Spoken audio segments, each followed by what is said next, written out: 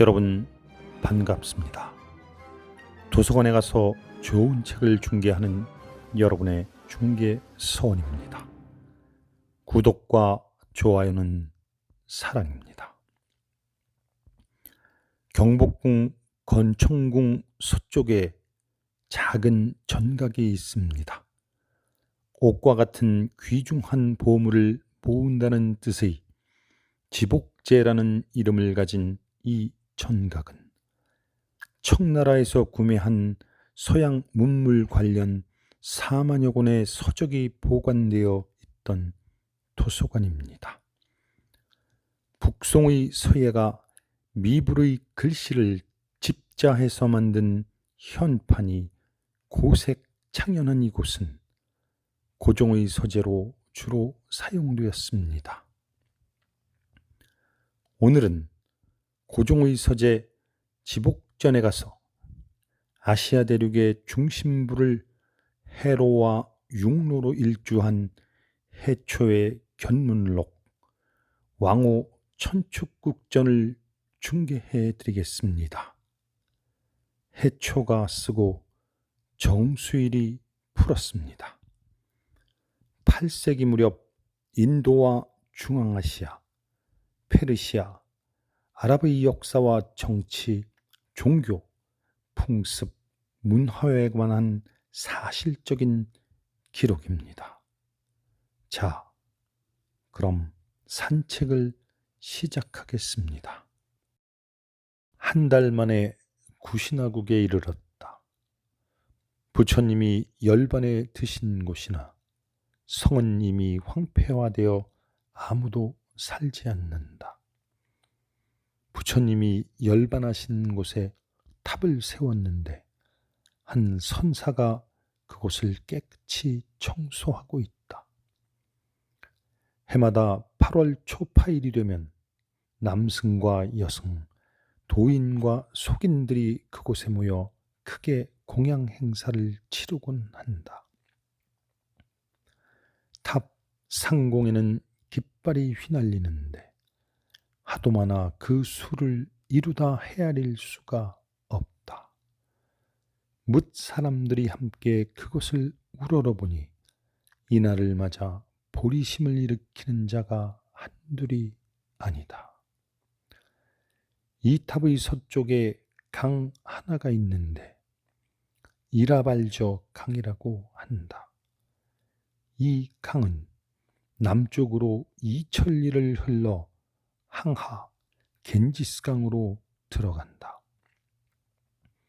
이 탑의 사방 먼 곳까지도 사람이 살지 않으며 숲은 여지없이 거칠어졌다. 그래서 거기로 예배하러 가는 자는 무소나 호랑이에게 해를 입기도 한다. 이 탑 동남쪽 30리에 절이 하나 있는데 사반단사라고 부른다. 거기에 30여 명이 사는 마을이 서너 개 있는데 늘 절에 공양한다. 그 선사의 의복과 음식은 탑에 있는 것으로 공양하도록 되어 있다. 이 절 안에는 한구의 금동상이 있다. 마겟타국에는 옛적에 왕이 한 명 있었는데 시라 표절하고 하였다. 그가 이 상과 함께 금동 법륜도 만들었는데 테두리가 반듯하고 30여 부나 된다. 이 성은 겐지스강을 굽어볼 수 있는 북안에 위치해 있다. 바로 이 녹야원과 구시나, 사성, 마하부리 등 4대의 영탑이 마겟타국 왕의 영역 안에 있다. 이 나라에는 대승과 소승이 함께 행해지고 있다. 급기야 마하부리사에 도착하고 나니 내 본래의 소원에 맞는지라 무척 기뻤다. 내 이러한 뜻을 대충 오원시로 엮어본다. 보리수가 멀다고 걱정 않는데 어찌 녹야오니 그리 멀다 하리요. 가파른 길 험하다고만 근심할 뿐 어변의 바람 몰아쳐도 개의찮네.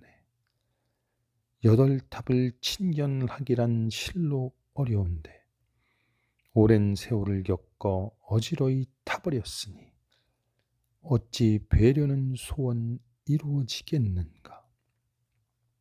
하지만 바로 이 아침 내 눈으로 보았노라.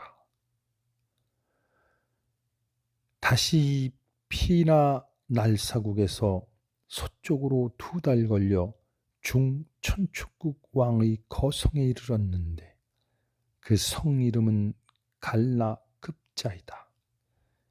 이 중천축국의 강역은 무척 넓으며 백성도 번성하다.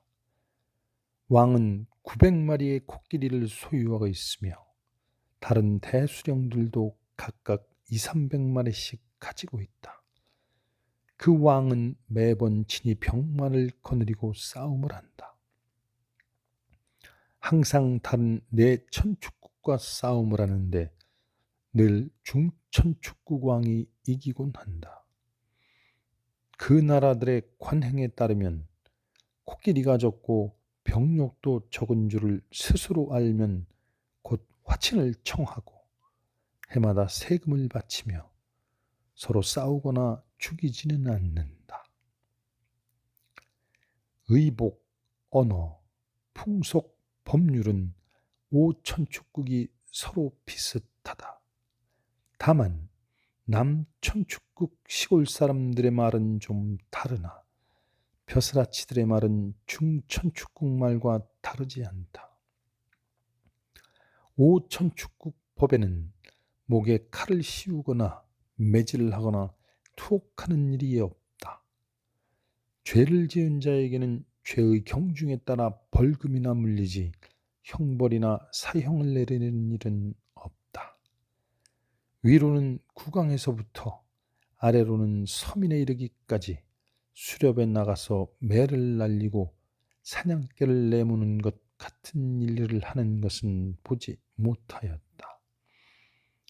길은 많은 도적들로 득설거리지만 그들은 물건만 빼앗고는 곧 놓아주며 해치거나 죽이지는 않는다. 그러나 물건을 아끼다가는 곧바로 다치기 일수다. 기후가 대단히 따뜻하여 온갖 풀이 늘 푸르청청하며 서리나 눈은 내리지 않는다. 먹는 것은 맵쌀과 미숫가루, 빵, 찐 곡물가루, 유지방식품, 젓, 치즈 같은 것뿐이고 장은 없으나 소금은 있다. 모두 흙으로 만든 솥으로 밥을 지어 먹으며 무쇠가마 따위는 없다. 백성들에게 별다른 부역이나 세금은 없다. 다만 땅에서 나는 곡식의 5섬은 거두어들이고 1섬은 왕에게 바치는데 왕이 사람을 보내 운반해가지 땅 주인이 일부러 보내지는 않는다. 이곳 백성들 중에는 가난한 사람이 많고 부자는 적다. 왕과 관리 집안이나 부유한 사람들은 무명옷 한 벌을 입고 다른 사람들은 한 가지를 입으며 가난한 사람들은 반조각만 걸친다. 여자들도 마찬가지이다. 이 나라 왕이 등청하여 앉기만 하면 수령들과 백성들이 모두 몰려와 왕을 에워싸고 사방에 둘러앉는다. 그러고는 각자가 도리를 놓고 논쟁을 하는데 소송이 분분하여 매우 소란스럽지만 왕은 듣기만 하고 화를 내지는 않는다. 그러다가 느직하게 그대는 옳고 그대는 옳지 않다고 알린다. 그러면 백성들은 왕의 한마디 말을 결정적인 것으로 받아들여 다시는 더 이상 언급하지 않는다. 이 나라 왕과 백성들은 삼부를 매우 경신한다. 만약 스님 앞에 마주하게 되면 왕이건 수령들이건 땅바닥에 앉지 감히 좌탈에 앉으려 하지 않는다. 왕이건 수령이건 어디에 다녀올 때면 스스로 좌탑을 지니고 다니면서 목적지에 이르면 곧 자기 좌탑에 앉고 남의 좌탑에는 앉지 않는다. 절이건 궁궐이건 모두 3층으로 지었는데 아래층은 창고로 쓰고 위 2층에는 사람이 산다. 여러 대수령들의 집도 그러한 바 지붕은 평평하고 벽돌과 목재로 지었다. 그 밖의 집은 모두 초가집인데 중국의 맛배집과 비슷하게 지었으며 또한 단층이다. 토산물로는 모직물, 천, 코끼리, 말 따위뿐이다. 이곳에는 금과 은이 나지 않아 외국에서 들여온다. 낙타난 노새, 당나귀, 돼지 같은 가축도 기르지 않는다. 그곳 소는 모두 흰데 10,000마리 중 어쩌다가 1마리씩 붉거나 검은 놈이 있다. 양과 말은 아주 적어 왕만이 200~300마리의 양과 60~70필의 말을 가지고 있을 뿐이다. 그 밖의 수령과 백성은 아무도 가축을 기르지 않는다. 그저 소만 즐겨 길러 젖과 치즈, 유지방 식품을 얻는다. 토착인들은 착하여 살생을 그리 좋아하지 않는다. 그래서 시장 점포 안에는 짐승을 토살해서 고기를 파는 곳을 볼 수가 없다. 이 중천축국에서는 대승과 소승이 함께 행해진다. 바로 이 중천축국 경내에 4개의 큰 탑이 있는데 3개는 항하강 북안에 있다. 첫째는 사위국 금고원에 있는데 절도 있고 승려도 있는 것을 보았다. 둘째는 비아리성 암나원에 있는데 거기서 탑은 봤으나 절은 황폐해지고 승려는 없다. 셋째는 가비아라국에 있는데 그곳이 바로 불타가 태어난 성이다. 거기서 무수는 보았으나 성은 이미 폐허가 되었다. 탑은 있으나 승려는 없고 백성도 없다. 이 성은 중천축국의 가장 북쪽에 자리하고 있는데 숲이 많이 황막해지고 길가에는 토적이 득실거려 그곳으로 가는 예배자들은 대단히 어렵게 목적지에 당도한다. 넷째는 삼도 보게탑으로 중천축국 왕의 거성에서 서쪽으로 7일 거리에 두 항하 사이에 있다.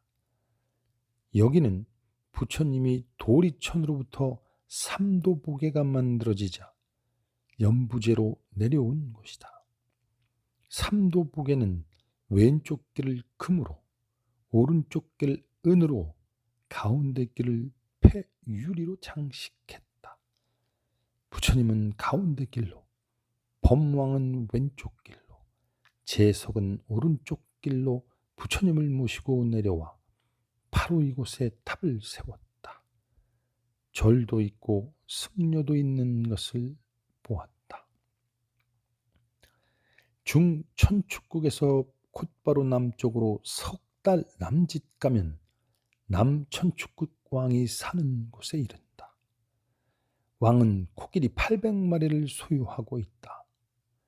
영토가 매우 넓어서 남쪽으로는 남해, 동쪽으로는 동해, 서쪽으로는 서해에 이르며 북쪽으로는 중천축국과 서천축국, 동천축국 등의 나라들과 경계가 맞닿아 있다. 의복과 음식, 풍속은 중천축국과 비슷하다. 다만 언어는 좀 다르고 기후는 중천축국보다 덥다. 그곳 산물로는 무명, 천, 코끼리, 물소, 황소가 있다. 양도 조금 있으나 낙타나 노새, 당나귀 따위는 없다. 노는 있으나 기장이나 조등은 없다. 풀솜이나 비단 같은 것은 오천축국 어디에도 없다. 왕과 수령, 백성들은 삼부를 지극히 공경하여 절도 많고 승려도 많으며 대승과 소승이 더불어 행해진다. 그곳 산중에 큰 절이 하나 있는데 그것은 용수부살이 야차신을 시켜 지은 것이지 사람이 지은 것이 아니다. 산을 뚫어 기둥을 세우고 3층짜리 누각으로 지었는데 사방의 둘레가 300여 보나 된다. 용수 생전에는 절에 3,000명의 승려가 있었고 공양 미만도 15섬이나 되어 매일 3,000명의 승려들을 공양하였다. 그래도 쌀이 바닥나는 일이 없었고 써도 다시 생기곤 하여 원래의 양이 줄어들지를 않았다. 그러나 지금은 이 절이 황폐해져 승려가 없다. 용수는 나이 700이 되어서야 비로소 입적하였다. 때마침 남천축구의 여행길에서 하고픈 말을 오원으로 이렇게 읊었다. 달 밝은 밤에 고향길을 바라보니 뜬 구름은 너울너울 돌아가네. 그 편에 감히 편지 한 장 붙여보지만 바람이 거세어 화답이 안 들리는구나. 내 나라는 하늘가 북쪽에 있고 남의 나라는 땅끝 서쪽에 있네. 일남에는 기러기마저 없으니 누가 소식 전하러 계림으로 날아가리. 다시 남천축국에서 북쪽으로 2달을 가면 서천축국 왕의 거성에 이른다. 이 서천축국 왕도 500~600마리의 코끼리를 가지고 있다. 이 땅에서 나는 산물로는 모직물과 천, 은, 코끼리, 말, 양, 소가 있고 보리와 밀, 콩 따위도 많이 난다. 하지만 벼는 아주 적다. 빵과 보릿가루, 젖, 치즈, 버터기름을 많이 먹으며 매매는 은전이나 모직물, 천 따위로 한다. 왕과 수령, 백성들은 삼부를 지극히 존경하여 믿는다. 절도 많고 승려도 많으며 대승과 소승이 함께 행해지고 있다. 땅이 매우 넓어서 서쪽으로는 서해에 이른다. 이 나라 사람들은 노래를 대단히 잘 부르는데 여타 사천축국은 이 나라만큼은 못한다. 또한 목에 칼을 씌우거나 곤장을 안기며 감옥에 가두고 사형에 처하는 일은 없다. 지금은 대식, 즉 아랍의 내침으로 나라의 절반이 파괴되었다. 또한 5천축국 사람들은 출타할 때 양식을 갖고 다니지 않아도 가는 곳마다 구걸만 하면 먹을 것이 생긴다. 단 왕과 수령들은 출타할 때 스스로 양식을 가지고 다니며 백성들이 마련한 것은 먹지 아니한다.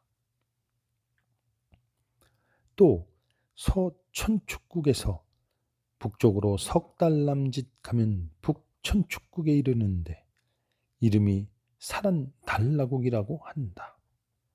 왕은 코끼리를 300마리 가지고 있으며 산에 의지에 성을 쌓아 거기서 살고 있다. 여기서부터 북쪽으로는 차츰 산이 있어 나라가 협소하다. 병마도 많지 않아 늘 중천축국이나 가솜라국에게 먹히곤 하다 보니 산에 의지에 살게 되었다.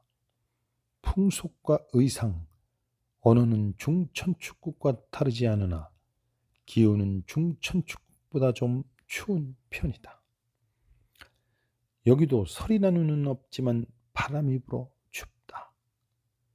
이 땅에서 나는 것으로는 코끼리, 모직물, 천, 벼, 맹류가 있고 당나귀와 노새는 적다.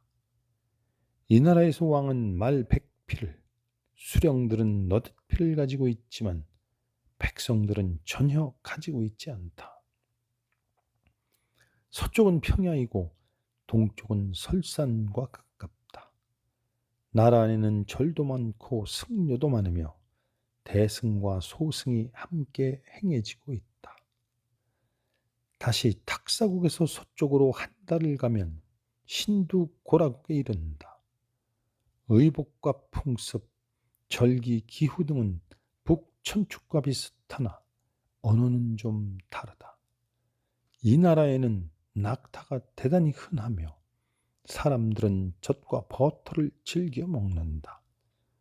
왕과 백성들이 삼부를 크게 경배하니 절도 많고 승려도 많다. 순정리론을 찬술한 중현 논사가 바로 이 나라 사람이다. 이 나라에는 대승과 소승이 함께 행해지고 있다. 지금은 아랍이 침략해 나라의 절반이 손상을 입었다. 이 나라를 비롯해 5천 축국 사람들은 술을 많이 마시지 않는다. 5천 축국을 두루 돌아다니면서도 술에 취해 서로 치고받는 자들은 별로 보지 못했다. 설령 마셨다 하더라도 의기나 좀 양양하고 기운이나 좀 얻을 뿐 노래하고 춤을 추며 떠들썩하게 술자리를 벌이는 자는 보지 못하였다. 다시 북천축에 절 하나가 있는데 이름이 다마삼마나라고 한다.